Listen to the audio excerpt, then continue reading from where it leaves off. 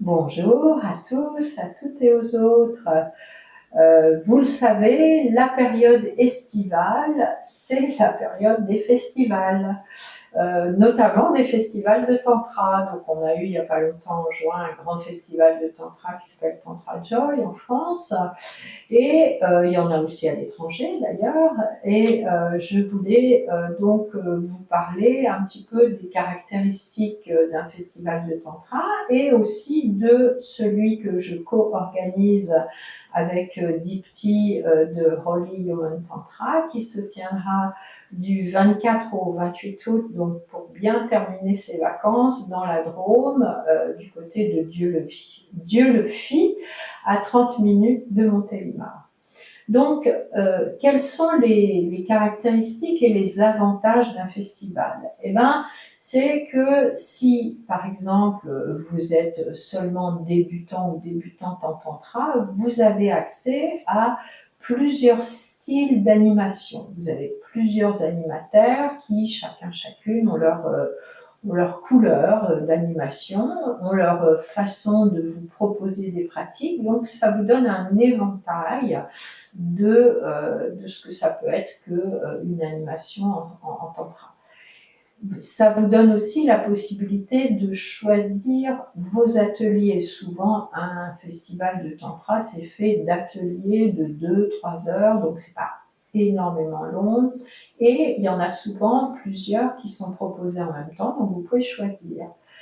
L'avantage aussi, c'est que vous pouvez tout à fait choisir votre emploi du temps. Vous n'êtes pas obligé d'aller aux ateliers. C'est pas comme dans un stage de tantra où si vous n'êtes pas là, ça déséquilibre le groupe. Là, franchement, vous choisissez votre emploi du temps. Si vous voulez chiller au bord de la piscine, papoter ou vous balader, c'est tout à fait OK aussi. Le deuxième avantage, c'est que vous allez rencontrer des personnes qui ont au moins un point commun avec vous, c'est qu'elles aiment ou qu'elles sont curieuses du tantra. Vous allez faire des rencontres amicales, voire des rencontres un peu plus, je dirais, amoureuses, même si c'est pas forcément le but, mais ça peut arriver, c'est quand même sympa.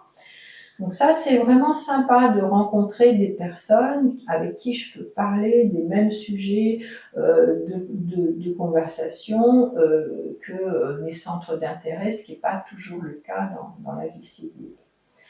Troisième avantage, il y a souvent des moments festifs, des moments de musique live, des moments où les participantes ont amené leur instrument de musique et font un petit bœuf en musique, des moments de danse, extatique danse, des cérémonies, cacao, des rituels en soirée qui font que ça donne quand même un petit air de vacances, un air festif à ce festival. Quatrième avantage, si vous êtes lève-tôt, avant le petit déjeuner, traditionnellement, on vous propose une pratique, soit une méditation active, soit une méditation en silence, assise, soit des pratiques de réveil du corps en douceur. Ça peut être Kundalini Yoga, Hatha Yoga, Tai Chi, Qigong, stretching, enfin quelque chose qui vous permet de commencer la journée de manière sympathique. Et enfin, au cours de ces festivals, souvent il y a quand même des temps de régulation émotionnelle où vous pouvez communiquer, échanger, trouver du soutien, ce qui rend votre festival vraiment nourrissant et qui vous permet d'en tirer un maximum de bénéfices.